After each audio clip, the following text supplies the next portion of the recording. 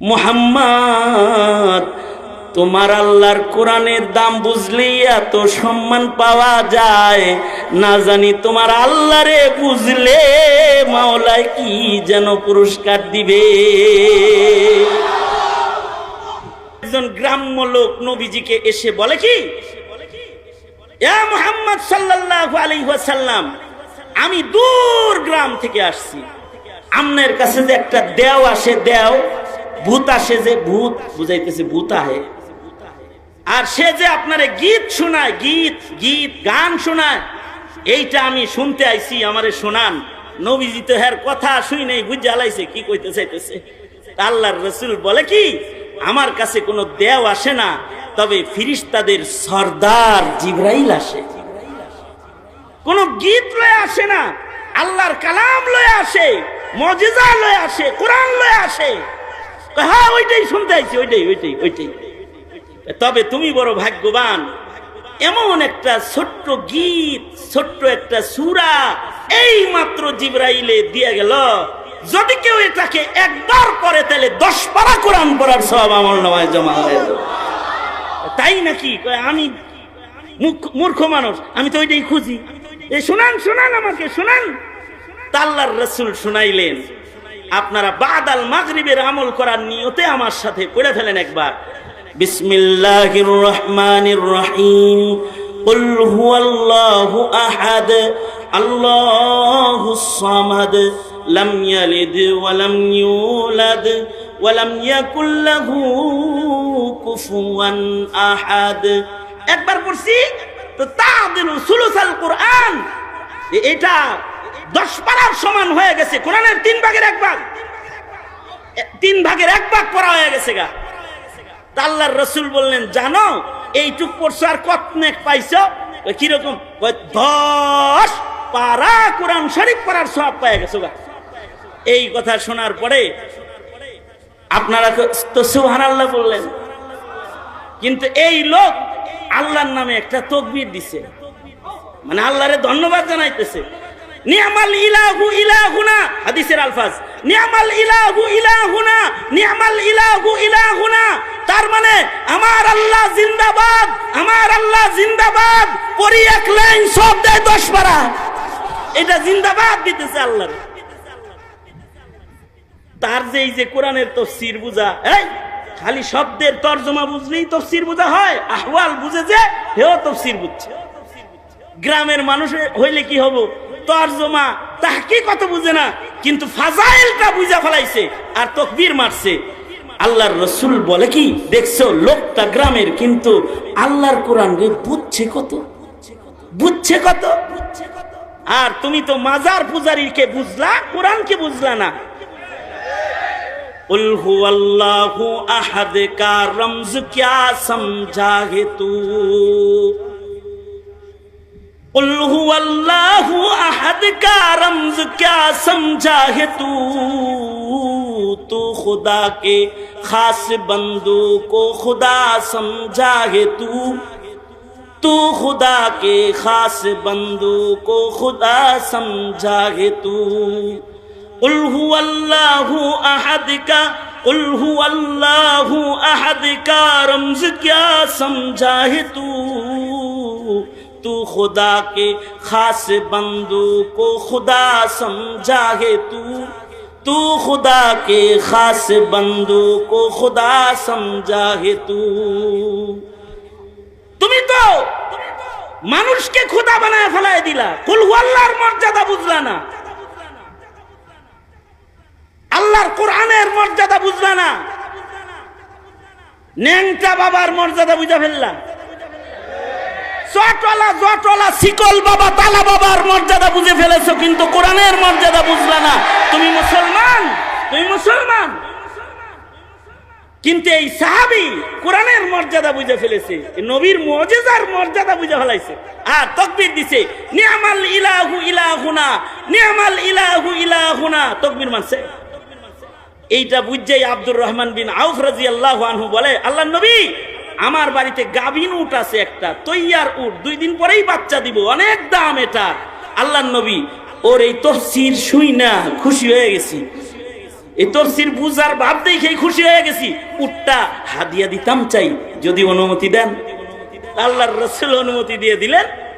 উট নিয়ে যখন আইতেছে আর এই দেহাতি রাখালের হাতে যখন উটকে ধরায় দিতেছে, এই সময় জিবরাইল আইসা বলে কি, আল্লাহর নবী, এই বেবলার মতো চায়া থাইও না, খবরটা ডেলিভারি দিলে ভালো করে একটা সুবহানাল্লাহ কইও কমাস কম, আগেই না দিয়া লই।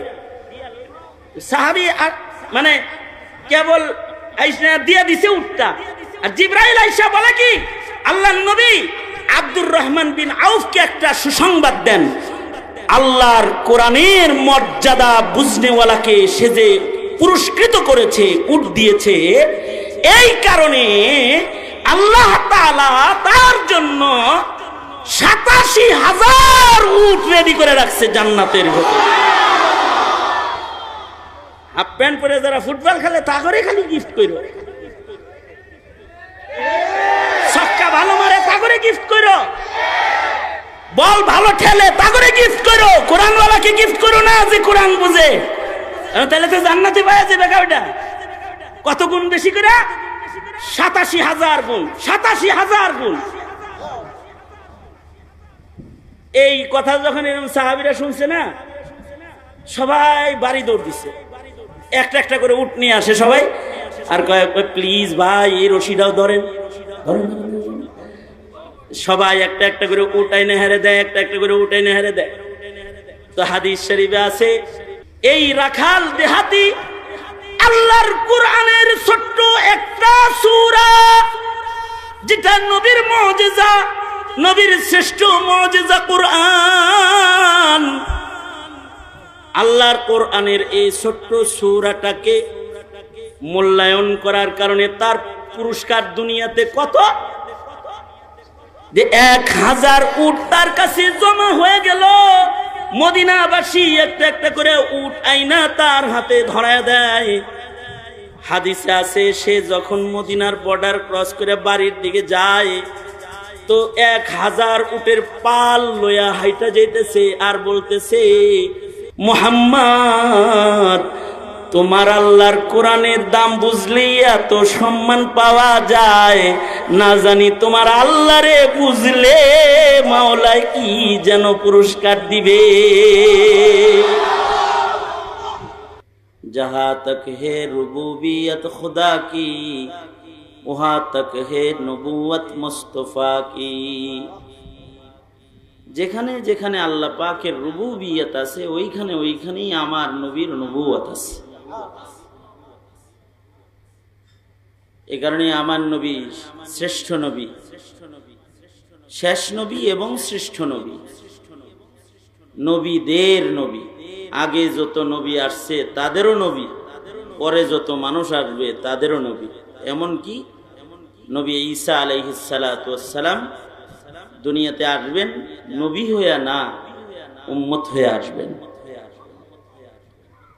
আমাদের নবী আলাইহিস সালাতু ওয়াস সালামের ইত্তিবা করবেন, শরীয়তে ইসলামকে অনুসরণ করবেন,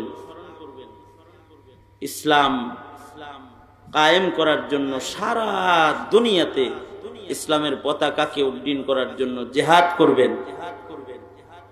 এবং আমাদের নবী আলাইহিস সালামের রওজা আতহারের পাশেই এক কোণে ওনার কবরের জায়গা আছে, ওখানে উনি দাফন হইবেন। আসবেন তো, কিন্তু নবী হিসেবে আসবেন না, কি হিসেবে আসবেন? জোরে আওয়াজ করে বলেন, উম্মত হিসেবে। কিন্তু আমাদের নবী যে নবী, তখন কি নবীজি জমিনের উপরে আছেন নাকি বরজখে আছেন? কিন্তু ওনার নবুয়ত জমিনের উপরে আছে।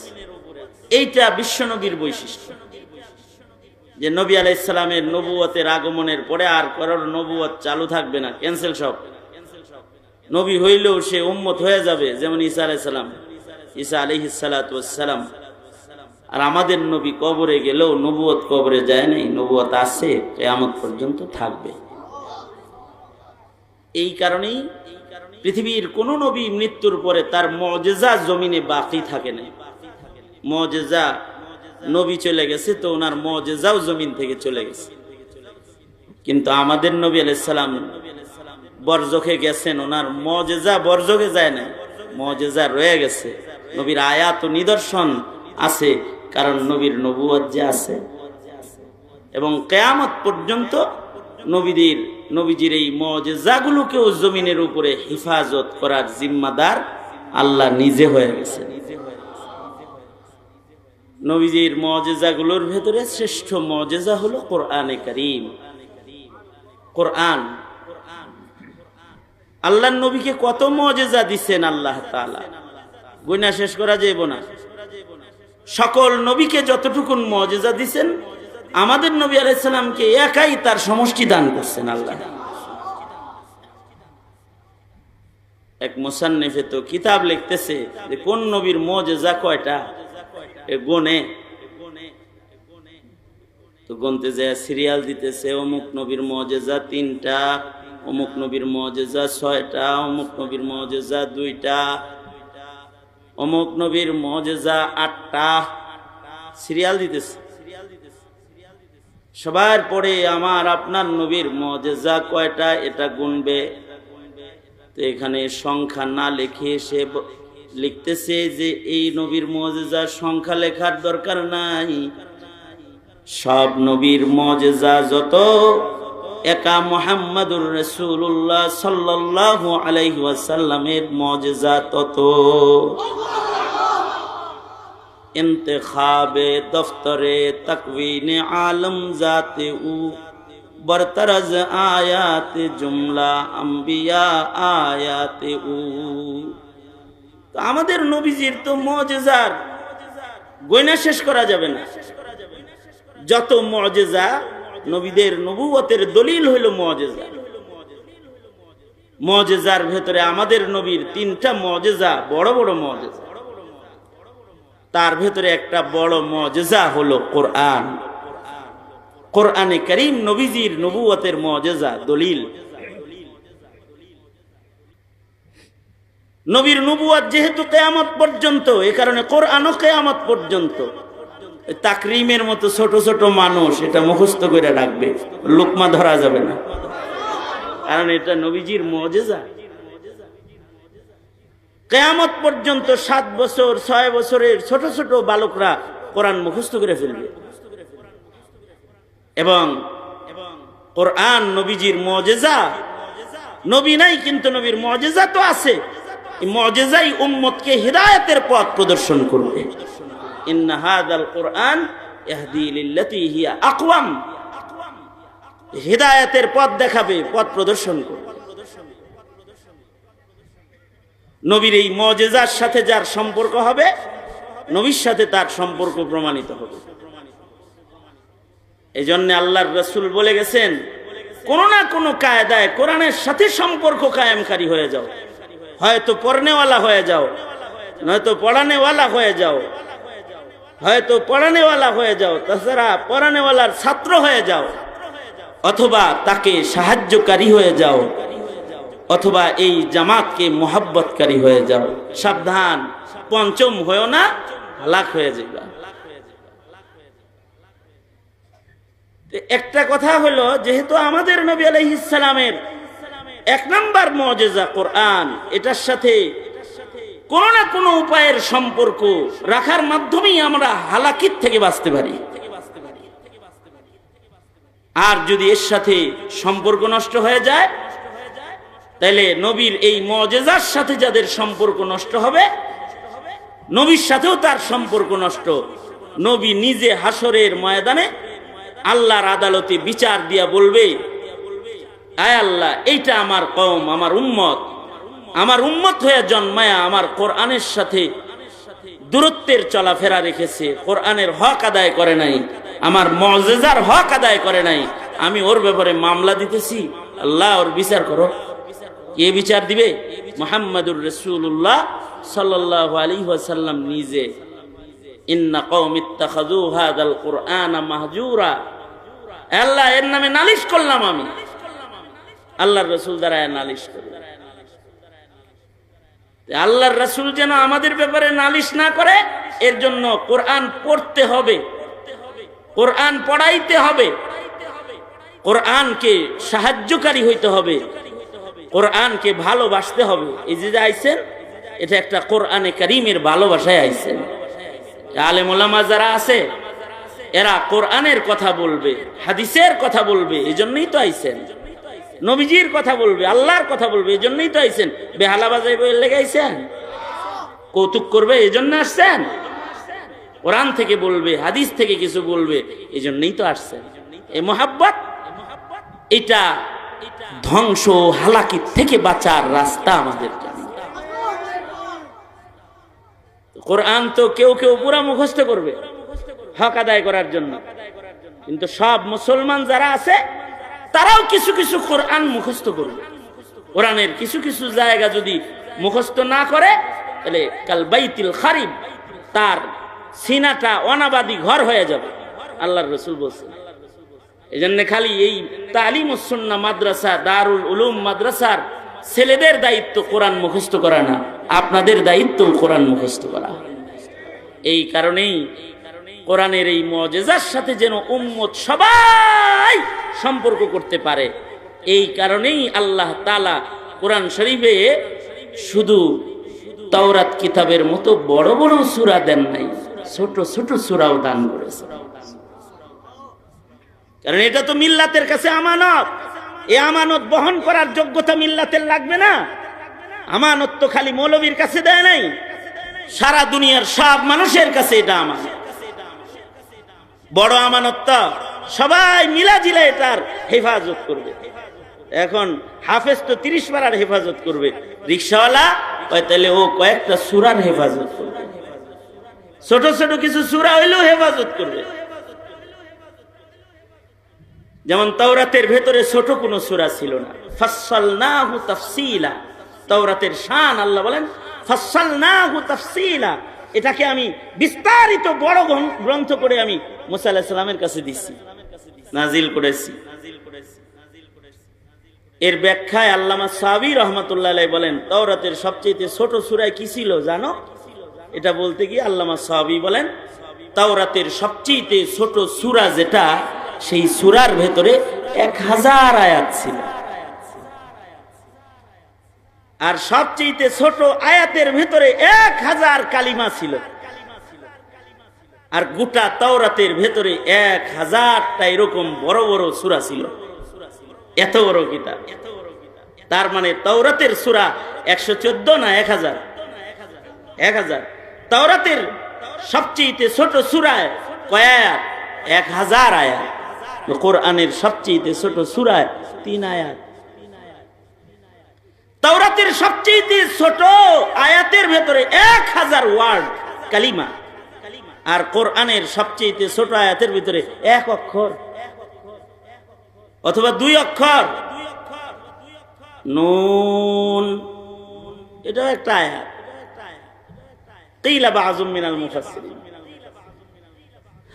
হামিম, এটাও একটা আয়াত, 2 অক্ষর। আলিফ লাম মিম, 3 অক্ষর, এটাও একটা আয়াত। কাফ হা ইয়া আইন সাদ, একটা আয়াত। সবচেয়ে ছোট আয়াতের ভেতরে তো 1 অক্ষর, 2 অক্ষর, 3 অক্ষর। তাওরাতের সবচেয়ে ছোট আয়াতের ভেতরে 1000 কালিমা, 1000 কালিমা। কিন্তু কেউ যদি কোরআন শরীফের সবচেয়ে ছোট সূরার একটাও মুখস্থ করে, তো কেমন যেন সে 10 পারা কোরআন মজিদ মুখস্থ করে ফেলাইছে।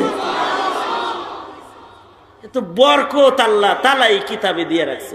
কারণ বরকতের নবীর পরে নাজিল হওয়া বরকতি গ্রন্থ যে কোরআন, এর ভিতরে বরকত বেশি। এই কারণে সূরাতুল ইখলাস, কুল হুয়াল্লাহর সূরা, তাদিলু সুলুসাল কোরআন, ছোট্ট একটা সূরা যার ভেতরে ছোট ছোট আয়াত, 1 লাইনের সূরা। কিন্তু আল্লাহর কোরআনের 10 পারার সমান কেউ যদি এই 1 আয়াত তেলাওয়াত করে মাগরিবের পরে, একটা সূরা 1 লাইন যদি পড়ে মাগরিবের পরে,